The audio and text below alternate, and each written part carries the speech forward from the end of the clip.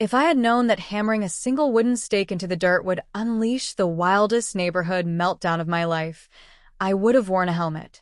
Because the moment my mallet hit the post, just once, Karen came flying out of her house like a hornet on fire, clutching her phone and screaming, "This is illegal trespassing. I'm calling 911." That's how it started. But the real truth runs deeper. This wasn't about a sign, or a line on a map, or even property. It was about what happens when pride blinds a person so badly they can't recognize when they're wrong, even when the ground beneath their feet doesn't belong to them. My name is Michael. I'm 62, a retired surveyor who bought 5 wooded acres outside of Denver 2 years ago. Quiet land, beautiful space, a place to breathe after a long lifetime of working, raising kids, paying bills, and grinding through the decades. I didn't ask for trouble. I just wanted a place where mornings smelled like pine needles and silence, not exhaust fumes and yelling. But trouble, as I learned, doesn't always ask your permission before stepping onto your land. When I bought the property, the real estate agent told me the southern boundary ran right behind my house, following an old fence line partly buried under weeds. The property next to mine belonged to the Oak Lane Ridge HOA, which managed a row of identical beige houses built about 10 years ago. Boring houses, strict rules, and a woman who saw herself not as a board member, but as a queen. Her name was Karen. She had the signature haircut, the tone of someone permanently dissatisfied with life, and the deep-rooted belief that rules existed for other people, not her. She was the HOA president, self-appointed neighborhood guardian, and, apparently, the unofficial sheriff of anywhere within her eyesight. For the first year, everything was quiet between us. Probably because she didn't know my land touched hers.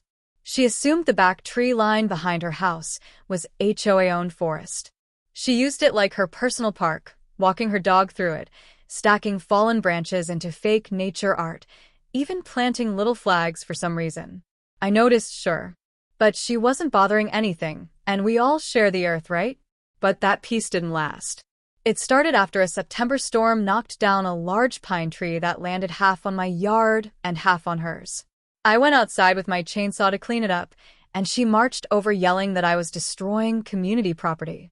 That was the first time I told her, calmly, that the woods behind her house weren't hers, weren't the HOA's, and hadn't been since before her development even broke ground. She didn't believe me. The next week, she sent me a letter, on HOA letterhead, mind you, telling me to cease and desist all modifications to Oak Lane Ridge Protected Woodland. Protected woodland. My land. I ignored the letter. But the real problem came later, when I hired a surveyor to confirm my boundaries, so I could put up proper markers. The results showed that the HOA's trails, decorations, benches, and even a little wooden community meditation nook were all sitting on my land. Not by inches, by yards. I didn't want drama. I didn't want revenge. I just wanted clear borders and peace. So I went to the hardware store, bought 12 wooden stakes, a small roll of bright orange ribbon, and a metal sign that said, "Private property.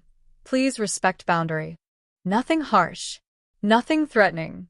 Just a sign. So the next morning, as the sun filtered through the trees, I walked out with my mallet to put up the first marker.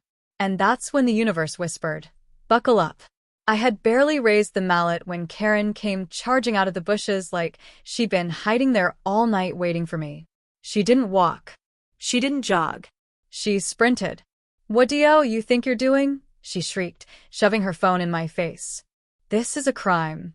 This is my area. You can't just come back here." I lowered the mallet slowly.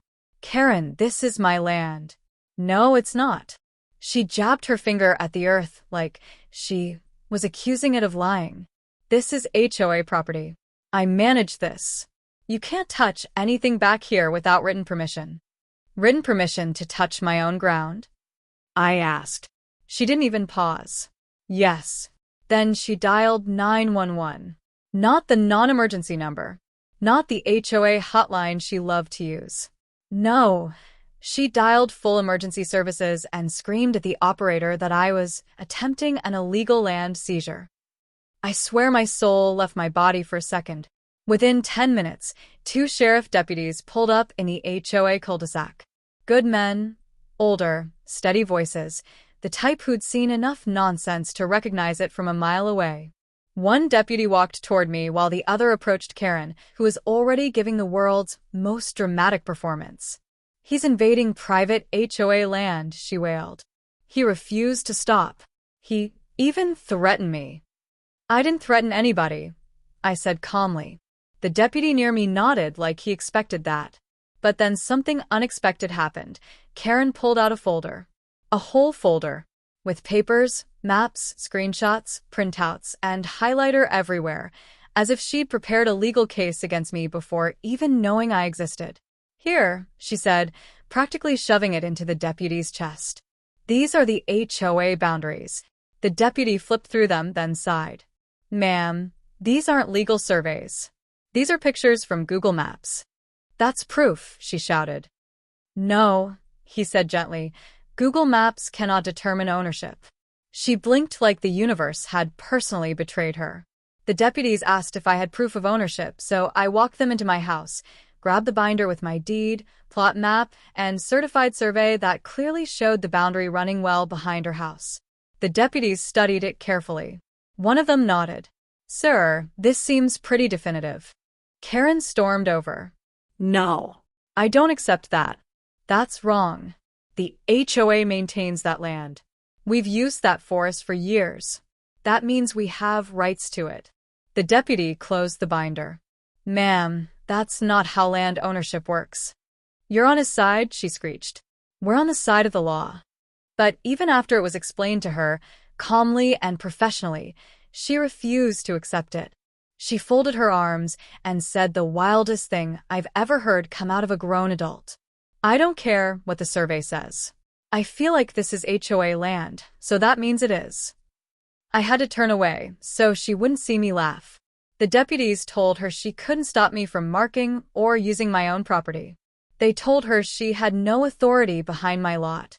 And they told her very clearly to stop filing false police reports. She stomped back home, slamming doors like a teenager grounded for the first time. The deputies apologized to me and left. I figured the whole situation was over. I was wrong. That incident was only the start of a wildfire. Over the next 2 weeks, Karen began escalating like she wanted to win the Most Dramatic Person Alive award. One day she followed me out with a tape measure, trying to verify the property line herself.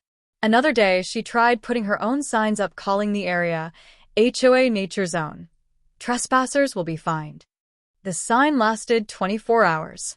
Then she filed a complaint saying my markers offended the aesthetic cohesion of the neighborhood. Then she tried sending me an actual invoice for back dues because I was technically using HOA land all these years. I didn't even open that envelope. Straight to the trash. But one thing finally crossed a line for me.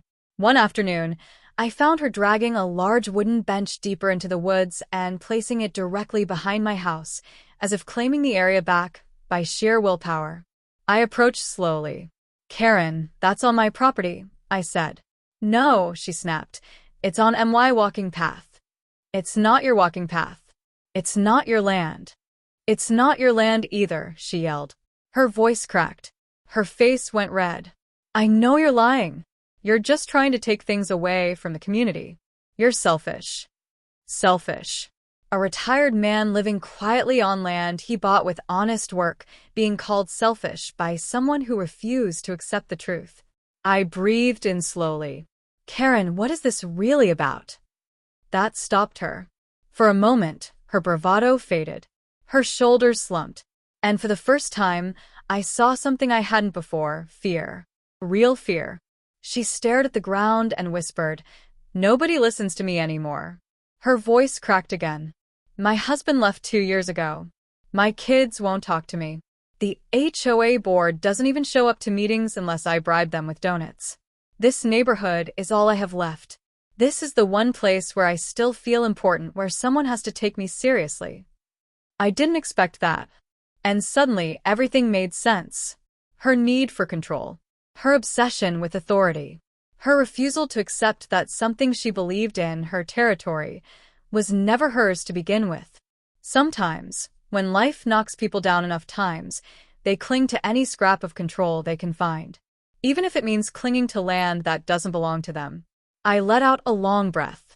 "Karen, I'm not your enemy," I said softly. "You don't have to fight me. You don't have to defend anything from me." She didn't speak. "And you don't need land to feel like you matter," I added. "People matter because of how they treat others, not because of how much they control."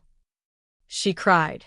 Not loud, not dramatic, just tears falling quietly onto the leaves. That was the moment everything changed, because weakness, honesty, vulnerability, they have a way of breaking walls better than arguments ever can. After that day, something unexpected happened. She stopped yelling. She stopped calling the sheriff. She stopped sending letters and pushing boundaries. Instead, she came over the next week, calm, hands in her pockets, and asked if I could show her the survey again. She wanted to understand it, really understand it. So I explained every line, every measurement, every marker. And this time she listened. No arguing, no defensiveness. She apologized, genuinely. I accepted it. We walked the line together, and I let her place the last boundary stake herself. She laughed a little when she hammered it crooked. I straightened it for her. We didn't talk about ownership or rules or authority. Just two human beings talking about life. She told me she'd been lonely, that she felt everyone was slipping away from her, that the HOA presidency made her feel relevant. I told her I understood what it felt like to lose people, to get older, to feel invisible sometimes. Sometimes, two people just need a moment of truth to stop being enemies. Over the next month, she changed, really changed. She apologized to the deputies. She told the HOA board to leave me alone.